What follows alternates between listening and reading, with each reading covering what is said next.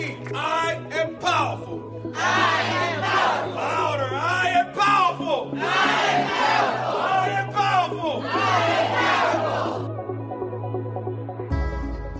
Well, hello. Welcome to the podcast. I am super excited today, right? Because today I have a special guest, and it's special because they do something I've never had an opportunity to interview. So I'm very excited. I have Kurt here today. Kurt, tell the world who you are.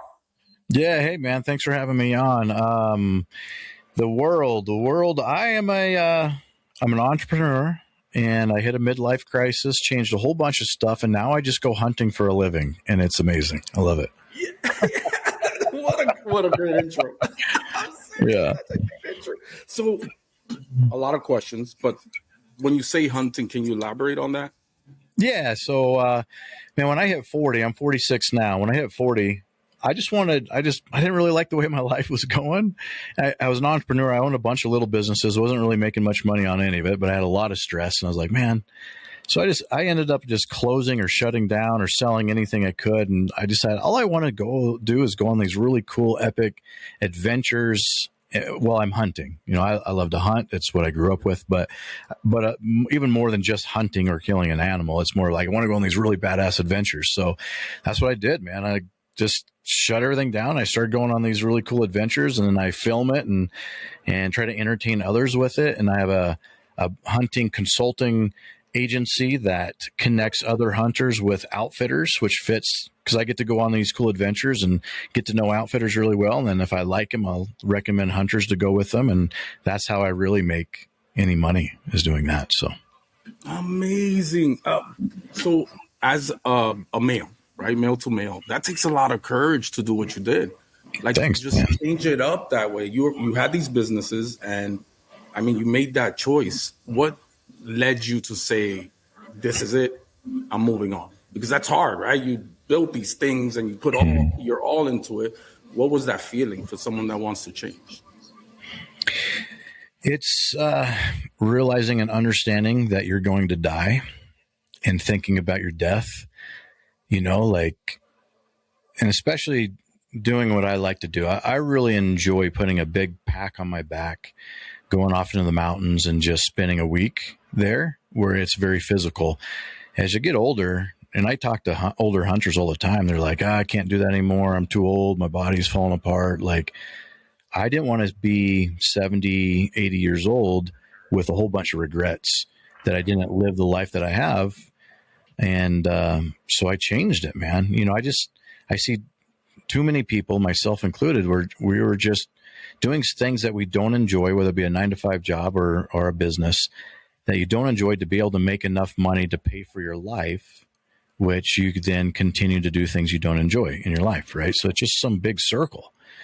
So I just jumped off the wheel, man. I just got out of that circle and started doing my own. Enough.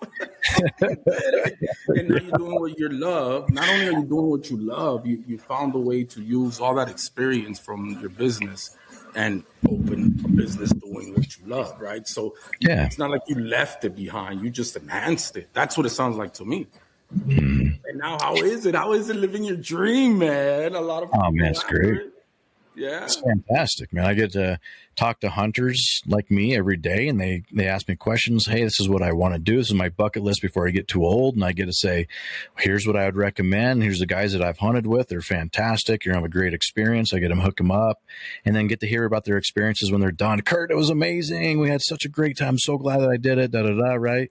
And then I get to go off and all these cool adventures all over the world and, you know, film them and create television show to entertain others and pull them out of their world that they maybe not be enjoying, and they can experience a little bit of my world for a little bit. Yeah, I was looking at the channel. I'm very curious about hunting. So I grew up in Washington Heights, New York, right? So that's like the middle of the city. The biggest or the most animal that was around me was a roach. So what I'm saying is I don't know nothing about hunting. I'm very curious. I was watching your videos and I see there's a lot of strategizing involved in it. It's not just go kill an animal. It looks like you have to set it up. Can you tell us more about that? Yeah, I'll try to say it in a way that maybe you can relate a little bit. But you're right. Some people that are not around hunting, there's a really bad negative connotation when it comes to hunting. I get a lot of death threats and a lot of negativity from people. Oh yeah, man, hundreds, if not thousands. Why? For hunting? Yeah, yeah. Got it. Yeah, there's a lot of anti-hunters, and I understand the perception of like, why would you want to take that animal's life? They're a creature too. I understand that, but it's not like I'm just going to go out and just murder everything. It takes a lot of hard work and a lot of skill, and you have a very low percentage of success when you're going out. Like if I went out to the mountains right now to try to go kill an elk, I might have about a 10% chance of success to do that. That's it? Yeah. And there's things you can go do, like high fenced areas, and things are easier, but that's not traditional hunting. I'm talking about more true traditional hunting, So, for me, it's not even about really killing an animal. That's my goal. That's what I set off to do. But that's a very small percentage, and a lot of times that doesn't even happen. So where I get most of the value is being in nature, but being in nature in a very specific way. Like there's a lot of people like to go out in nature and go for hikes, but for me, it's not the same, man. Like you're from New York, right? So you're constantly around people, sounds, traffic, smells. You're constantly around noise and and it's very stressful for me. Like there's a constant level of anxiety. Typically for me, when I'm in a city, I lived in Denver for a long time. I'm outside the city now, but when I got out away from people, away from the noise, away from the stress, and I'm out in nature for a good amount of time, let's call it at least 3 or 4 days. It's like a cleanse. It's like cleansing all of that anxiety and stress and all that buildup out of me. And I just feel at peace, man. I really think that like humans really just weren't meant to be in concrete jungles. I think we're meant to be in nature. Yes. Right? Seeing the impacts of that, right? So yeah. Yeah. Look at today, man. There's so much disease and stress and anxiety and depression. Like it's just not the way we were meant to live. So for me, getting out into nature, and I love being in the most remote place I can actually be, and kind of the point I was talking about, a lot of people would like to go on hikes. I don't like to go on hikes, and it's weird. It seems very contradicting, but a hike is you're on a path that thousands of people have taken. And when you go on a hike, a lot of times it's busy. Like you go into a parking lot and there might be 50 cars in there, and you're hiking with 50 to 100 other people on the path. It's not the same feel. Yeah. No, man. Like I got away from the city to get away from people. Like now I'm just in line. Now I'm just in another line, but the line has trees around me. Like that's not what I want to do, man. You're right on that. That's so true. So you go out there for 3 to 4 days, like that's sometimes 10 days at a time. And this is the wilderness. There's like no 7-Eleven anywhere nearby. If you're in trouble, you're in trouble. Yeah, man. Well, I do a lot of hunting in Colorado, which usually I'll hike in at least 4 or 5 miles at least. Sometimes it's like 10. So I can, if I needed to, I could hike back out to my truck. But if I hurt my leg, ankle, whatever, that's going to be pretty tough to get out, and I might have to call someone. But I'll tell you, I've been hunting Alaska quite a bit lately, and I did a grizzly bear hunt in Alaska, and we were 70 miles from the nearest road. That is a different feeling, man. That's a different type of remote, and I love it. I loved it. But like something goes sideways when you're 70 miles from anything. Man, things can get pretty bad pretty quick. Yeah, I mean, Alaska. I mean, these adventures. I'm not hunting. I don't have such a negative view on it because I mean, we've been hunting since. I mean, that's what we do. That's what we do. So I don't see it that way. The adventure part of it, though, that's a dream. Oh, man, it's amazing. I love it. Being completely remote, away from people, you're immersed in nature. Now, and after a while, it takes a couple days, but you kind of become part of the ecosystem. And you get to like watch these little things like, little flowers that are 10 miles away from society, or like a little bird, or like a little varmint, a little animal, like, and you're maybe by a creek, and like there's no trails. You're not on a trail. you're just out there, man. And a lot of times I'll bring a little little pitch tent, or I won't bring a tent at all. And I'll just use my sleeping bag and a bivvy, and I'll just sleep right on the ground wherever I end up. So it's just, for me, it's amazing. I love it. I'll be honest, that might be too much for me. That's brave. You don't ever get, I wouldn't say scared, but is there any fear of these dangers of all these animals around you and getting hurt? What do you do with that? Because that could translate into someone that's going after their dream. How do you prepare for that fear? And when it comes, how do you control yourself in that fear? Yeah, a lot of times at night, you can, because especially when you're out by yourself, like if you go out with other people, that helps mitigate the fears a little bit. But when you're out by yourself, things are just creepy at night. You're out in the middle of the wilderness at night. It could just be creepy. And the reality is nothing's there, but it just feels creepy. But any kind of dangers you're looking at is going to be a bear or a mountain lion typically. And most of the time, those animals have nothing to do with you. They're just as afraid of you as you are of them, unless there's a situation that happens that they are now feel like they have to defend themselves. Then that's when things get dangerous, right? So you're chilling, man, and you can see a mountain lion just like in the distance. What? I mean, well, Julio, let me tell you, man. 99% of the time, if there's a mountain lion near you, you won't see that mountain lion. Oh, that's worse. Thank you for giving me the safety of that. I'm not gonna know that. No, it's like, I mean, and when you see these animals are beautiful, right? Like they are. You've seen them out there. The way they hunt, the way they behave. Is there anything there that you use from watching them for your own self-development or your own skills? Oh, for sure, man. Like you watch another animal hunt, it's pretty amazing. Like they do very similar things that a human would do hunting, the type of stalk that they're doing. Like they're staying out of sight of the prey that they're after. They're being super quiet. They're being downwind because that prey can smell them, right? So they have to make sure that the wind is not blowing towards the prey. Like these animals are doing all the same things that we'd be doing, and they're much better at it than what we are. They're doing it all day, every day. If they don't get that prey, man, they will die. Like I won't die if I don't shoot an elk or a deer, right? Like you get in your car, you hike back to the go to 7-Eleven. Yeah, but I gotta give it to you. Let me ask you: were you in the military before, by any chance? No, I wasn't military. I just always really drawn to that type of rugged adventure. I really liked. Yeah, I could see how. I don't know. It sounds exciting. So let's talk about the bear. How? First of all, what made you wake up in the morning and say, let's go after this big animal that can like squash me? What makes me want to do that? Yeah, like I want to be. I can't imagine, but because I'm a city guy, I can't imagine like going there with the intention to meet this thing, and you're fighting it, right? It's a battle of wits and strategy. That's a lot of fear for a person like me. Yeah, so typically I'm hunting things that are not dangerous, right? Like, so a deer, an elk, pronghorn, things that are prey animals. And really your main focus is just trying not to be detected, not being smelled, not being seen, not being heard, right? So that's really what your focus is on. And you're out in some remote place maybe, and it's very enjoyable. This hunt was a little bit different. And there was a moment on this hunt that I felt it.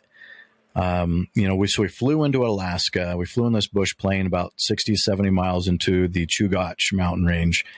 And it was a 10-day hunt. So we planned to be there, and we're just in tents and sleeping bags. And this type of hunt, we were just sitting up on the hillside and just looking through binoculars, called glassing.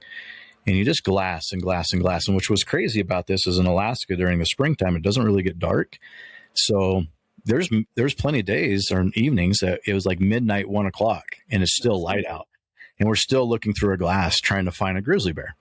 And about day 6, day 7, we found a pair of grizzly bears. And we decided, hey, okay, let's make a move. We need to go get close. Because we're about the guy in your group saying, no, wait, let's think about this. You're like, well, I'll just stay here and watch, okay? Yeah. I gotta watch the stuff. Yeah. And there's 4 of us. There was my main guide. There was a packer that was training and to become a guide. There was me and my camera guy. And I'm using a bow, not a gun. So, do you know what a bow is, Julio? Of course I do. Why? Because it's more challenging. Challenge. My guide has a gun. My packer has a gun. We decided, hey, let's go make a move. We got to get close. And we lose sight of them. And they're about a mile away. So it takes us a little bit to get over there. And we don't know exactly where they're at, but it's these really big, bushy, called like scrub oak, willowy stuff that's like over our head. And we're having a hard time getting through it, but we're trying to stay quiet. But we can only see about 5 to 10 yards ahead of us. Like, you can't see very well.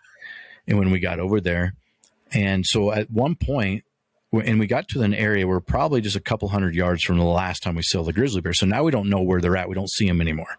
Oh, right? My goodness. And we're in there. And you can't see ahead of you too much. Oh, okay. Yeah. And we're in their kitchen, meaning like we're in where they're living, right? And we're slowly going through, and all I have is this bow in my hand, and I have holding it above my head to try to get through this. And I think, wait a second. This is really dangerous. Like, I just had this feeling of like, this could be really bad, man. Because all we need is just stumble upon these grizzly bears and surprise them. And now we're in a fight. Now these bears are going to tear us apart, right? And we can't see, we don't know where they're at. But we end up going up on this little bit of higher ground when we spot them.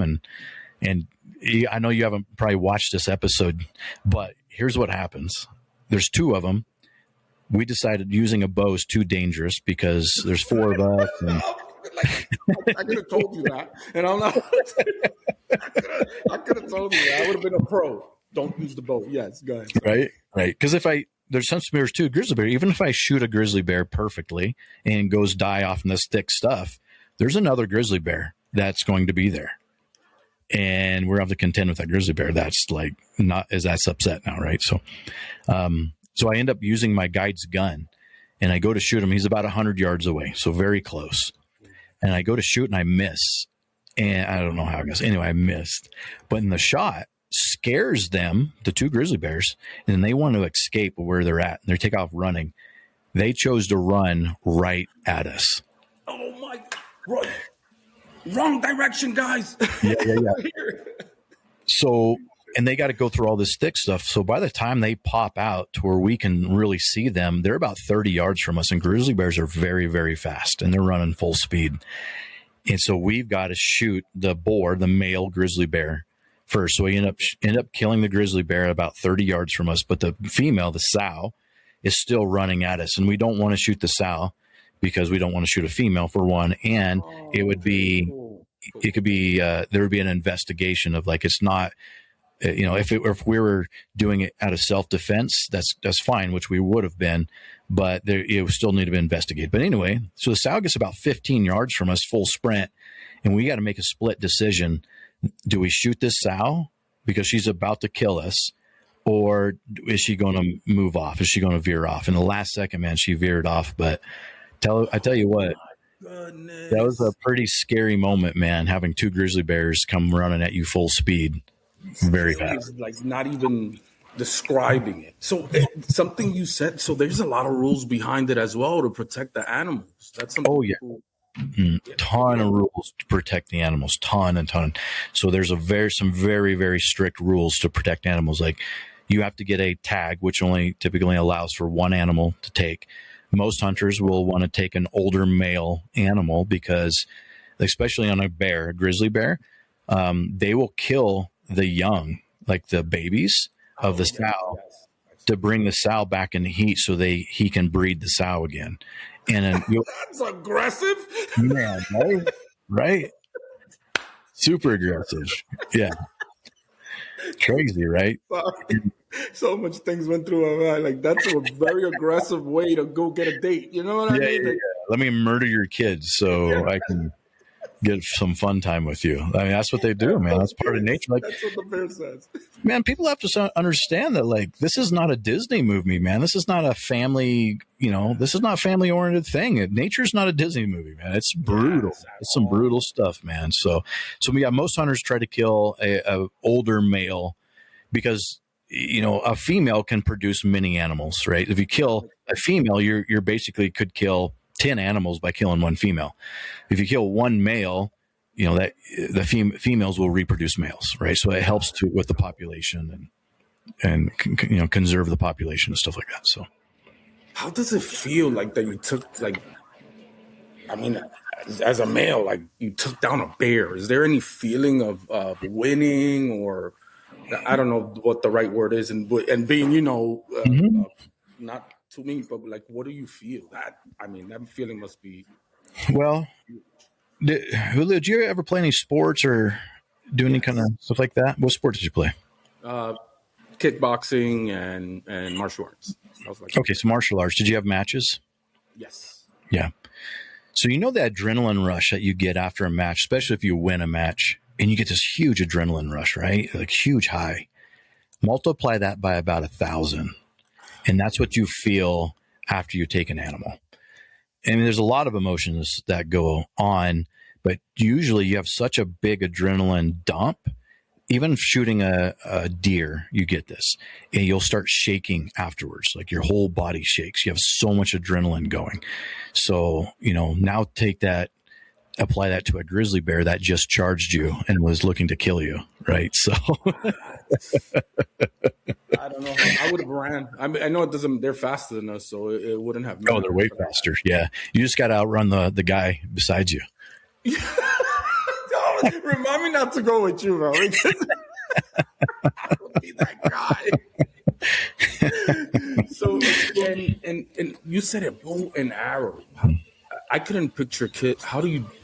I don't know. Is there a special way how do you do that to some? How do you use a bow and arrow to take an animal? Yeah, like how can you? I can't picture it hurting a bear enough for it to die. Like I don't know. Yeah. Good, right? Well, the reality of it is, like, there's definitely tough animals, right? There's tough animals, but grizzly bear is a very tough animal, but it doesn't take much to kill an animal. If you take anything that will puncture both of its lungs, it can no longer breathe. If you take anything that will puncture the heart, whether it be a bullet or a stick, anything that punctures the heart, you can't pump blood then, and they will die very quickly on both of those. So it doesn't really matter gun or bow. It's just the variable is there's a lot of things that can go wrong with a bow, and you can end up wounding the animal, which you don't want to do. That's why like guys like me practice so much, because you don't want to wound the animal.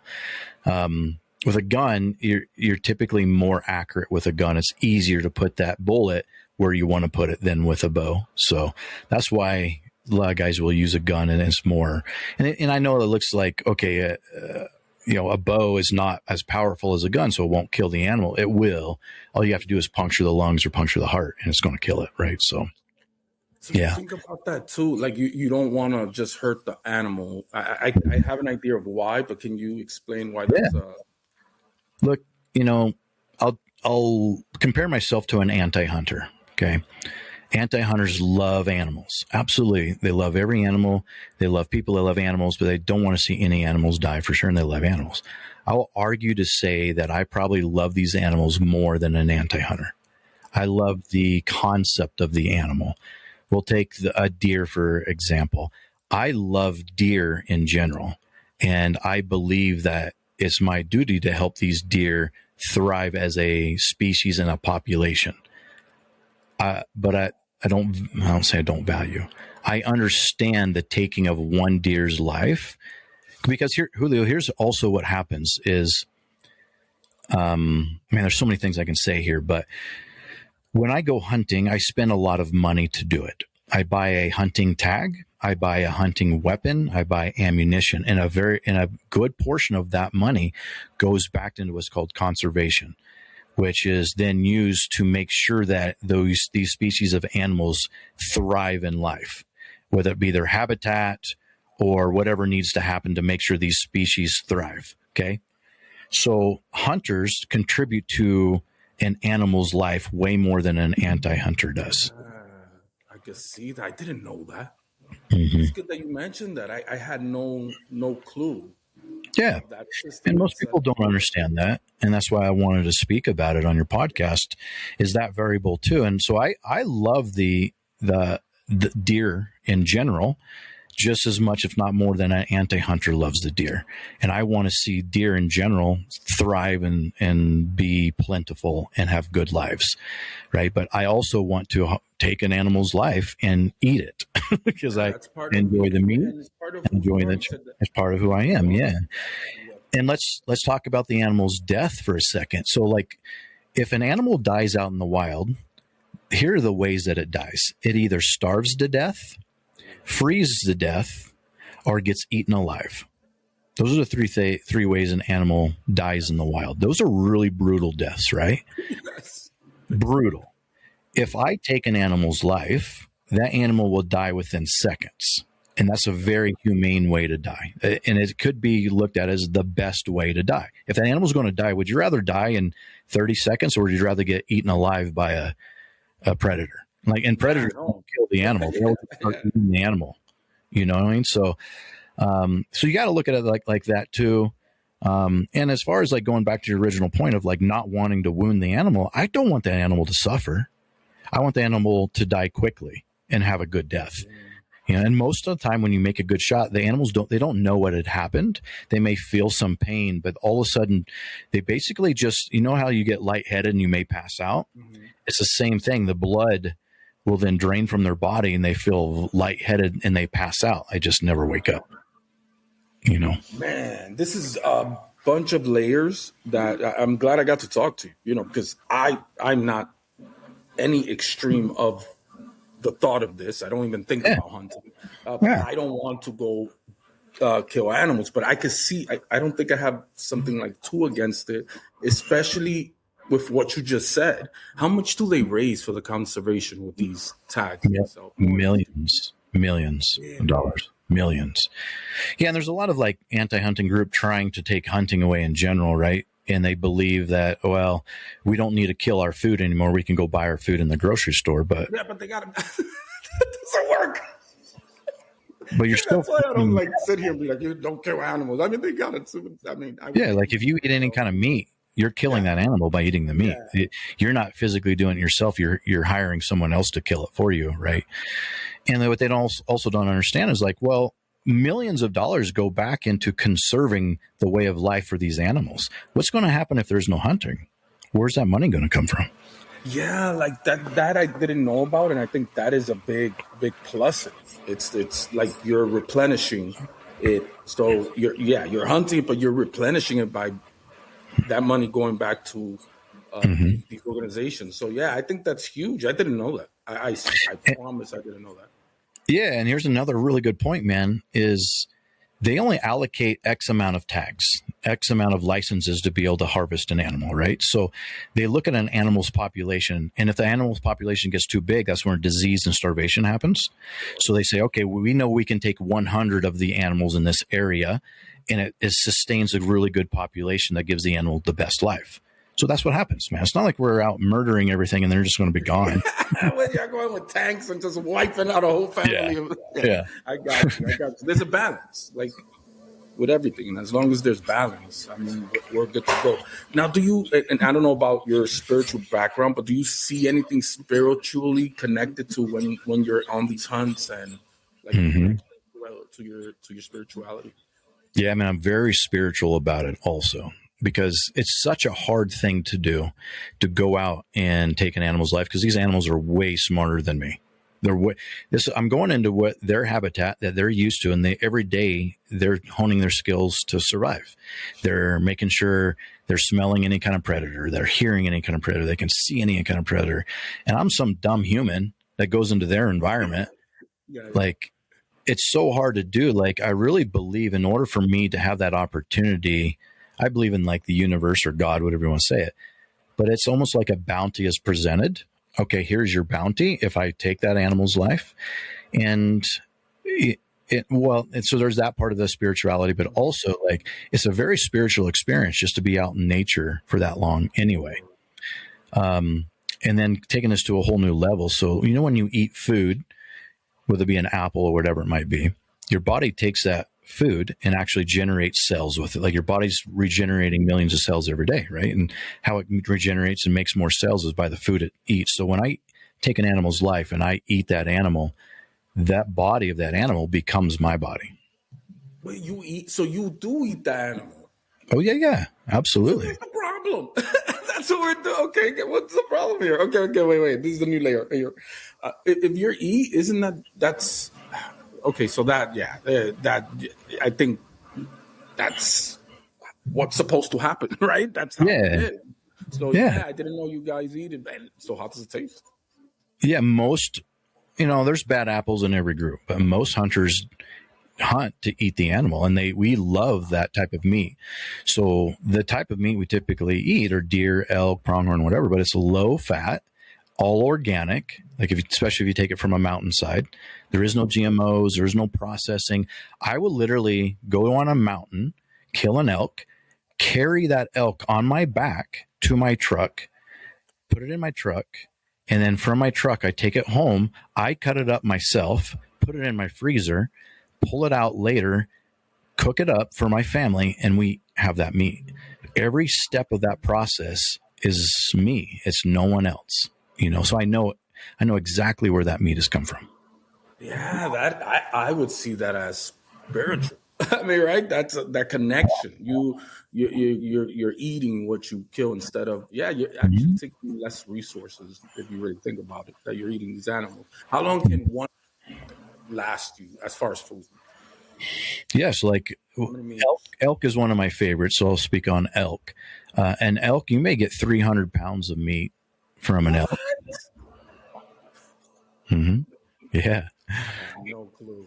So, I use a lot of ground. So I probably get 200 pounds of the little pound packages, So 200 of those plus steaks and roasts and, a bunch of fun. You could do fun jerkies and Slim Jims and fun stuff like that. But an elk would last me and my family almost a year of just the meat.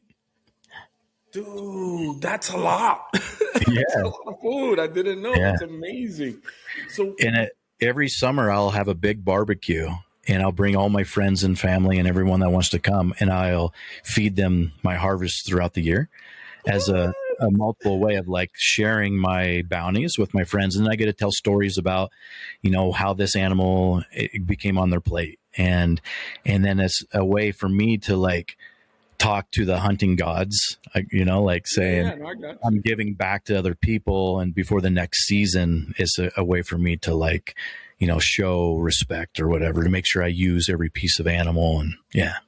Oh, that is amazing. I can't imagine sitting there watching people eat my meat. Well, no. Well, that doesn't like how I mean, the one I killed. Yeah. Oh, man, my friends love it. They look forward to it every year, man, because they come and eat all this organic meat, and I know how to cook it pretty well, and it all tastes great, and they have a blast, man. So, man, you're connecting to our ancestors in a way, right? That's what used to happen before.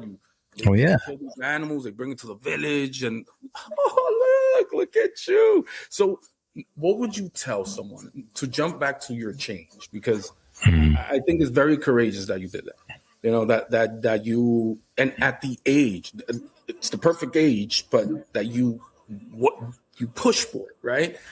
What can you tell another person that's going through that? They're miserable with their career, not miserable, unhappy with the career or business, and they need that big change, but are scared of taking that leap. What would you tell them they should do? What steps or? Yeah. You got to be careful. I mean, I'm going to hit this on two different sides. Okay. When I did it, I had a family. I still have a family, obviously, but that's a big risk, man. I'm not just risking my well-being. I'm risking my family's well-being, right? So it was a really big risk to take. So be very calculated when you do it and be confident in what you're doing, and understand the risk that you're taking. But also at the opposite end of this is you're going to die, man. Do you want to be 70, 80 years old and look back and where'd my life go? God, I spent it working for doing something I hated. 80, 90% of my life I hated. Is that what you really want to do, man? When you jump out with the entrepreneurship or whatever you're doing, it's not going to be easy. It's going to be very, very, very hard, man. You're getting punched in the face every day. It's going to suck really bad. But I would rather suck living the life that I actually want to live than then it's sucking living something I don't want to live, you know? So Nice. That's what I'm talking about. That is amazing. Yes, yes. I hope someone hears it and starts doing what they want to do now. It's true. There's no going, we're gonna die. So doing what you love is, and it's a different life, right? Do you feel different from back then? Like, what are some things that's changing your health and your mentality? No, for sure. You know, it's just different stresses instead of like, I'll just compare this to like a 9-to-5 job. Instead of worrying about getting fired and your money going away, now you're just worried about not making money. You know, Yes, got it. you're not worried about getting fired. You're worrying about, shoot, like now I'm everybody, you know, especially a lot of people that branch off on their own.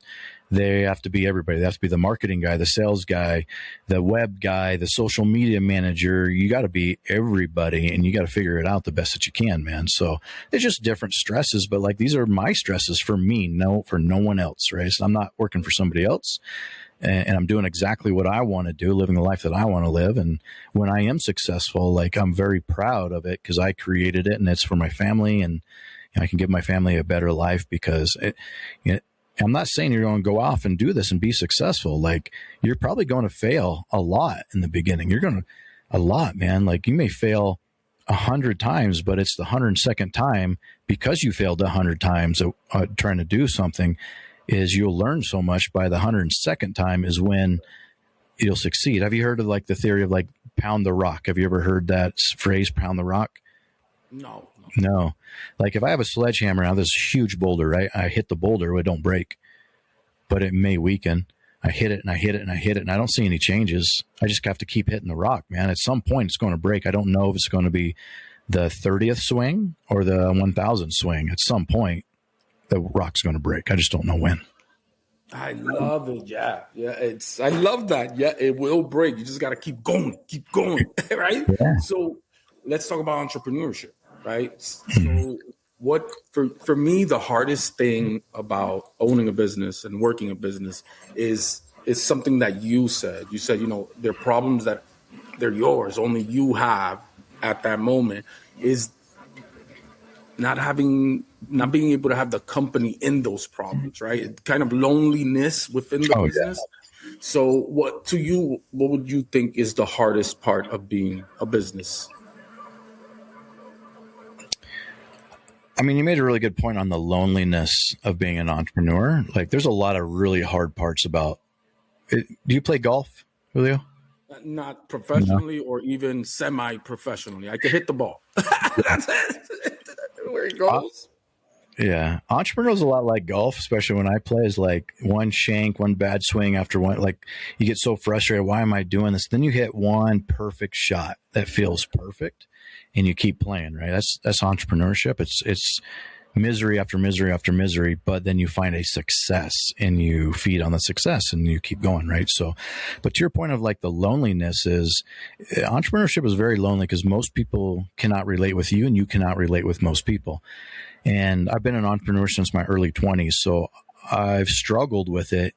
You know, I'm 46 now. I struggle a lot with being lonely in my 30s because I was just wanting someone else to relate with me and talked about some of the things that I was going through. And there's no one I can talk to. I can't talk to my wife about it. She doesn't relate. Can't talk to my friends about it because they're not entrepreneurs. They don't understand. So I just you just had to kind of just stay to yourself, but it's nice to find other entrepreneurial people that you can relate with. But even then you're still on a one-on-one journey, man. And it's very lonely. And some people, you can get a little bit twisted of like, man, I'm not normal. I'm not a normal person. Right? Like I'm not like all these other people. I'm not a normal person, but like if you want a normal life, then be normal. If you want to have an extraordinary life, you can't be ordinary. You have to be extraordinary, right? You have to be completely different. Yeah. So like as you feel lonely and you feel like you're not normal, of course you're not. Of course. Like, what'd you think? You chose to go take a huge risk and do what you love. And that's, but there's a lot of payoff, right? What would you say is the biggest payoff as an entrepreneur? What has been your biggest payoff? The biggest payoff is, something's up with my kids right now. If one of them's sick, I can stay home and just chill. If I want to stop right now and go to my daughter's basketball game, I can go do it. I don't have to report to anybody to do it. If I want to go on the next epic hunting adventure, the only person I need to report to is my wife, right? The boss. And I can go off and do it, man. It's all on me. Yeah. The freedom, man. The freedom of being an entrepreneur, you just can't put a price on, man. And how about technology? How is technology at all creeping into the hunting world, or how is it? Mm-hmm. Yeah, in a lot of different ways, man. Like if just general hunting itself, there's a lot of technology creeping into the gadgets and gizmos that we use where, especially in archery hunting or in rifle hunting, you need to know how far away a target is to be able to adjust your sight to know how to hit that target. So now we have things that will automatically tell us how far it is away, like the range finding type of stuff. And so there's a lot of gadgets and gizmos that have it. But for me as an entrepreneur, man, AI has been a game changer for me. I'm using a lot of AI. I have AI appointment setters, AI text messaging, AI emails, just basically having an AI assistant. If I want to know something, I grab an AI search and I just search it. If I'm trying to solve a problem, I use AI to help me solve the problem, man. Like AI has been really big. Yeah, and it was hard for me to get on board though. I was one of those, and no, we can't. But yeah, it extends you in ways that you can't imagine. I use it as well. So yeah, that's okay. So how do people get you to your channel? I mean, I'm gonna put all your links, but yeah, let's shout out your companies, please. Sure. Thanks, man. Western Obsessions TV. So you can go to the website, which is westernobsessionstv.com. My YouTube channel is where like all my hunting films are. So that's just Western Obsessions TV on YouTube. And then if you want to see kind of my day-to-day stuff, I do a lot of fitness stuff too. So you hit me on Instagram, Western Obsessions TV, or Facebook or TikTok. Nice. Yeah, go visit. I love what you're representing, because I like that you're taking the time to explain. That is, I think, what I'm seeing with you, like the difference, there is, like you said, a lot of thoughts about this, but you're explaining, you're showing what it really is. So that's good on you. And I'm proud of you for making the changes as a male, man. You said, I'm going to do it, and you did it, and you followed through, and look it's working. Yeah. So, yeah. I'm assuming a lot of your listeners are not hunters or not in my realm. No, so I wanted to go a deep dive in some of the things that you may just not think about to open up your mind a little bit, Yeah, it's definitely, and you opened up my mind more than it was. I see the benefits with funding these places that are going to help the animals. So yeah, you're doing a good job. Good job. So great. Anything else you want to tell the listeners before we go? Just stay open-minded, and when you meet someone that may be completely opposite you, just ask questions like you are, Julio, man. That was awesome for you to want to dive in and understand and know more. And the last thing is, you're going to die. So why are you living a life you don't want to live? Dude, go do what you want to do, man. Bro, I love it. It's the way you say it. You're going to die. Pretty matter of fact. It's true. Right? You're not lying. Yeah. It's very funny. Well, thank you for joining me today. I really had a blast. Have a great day. Thanks, buddy. Appreciate you. I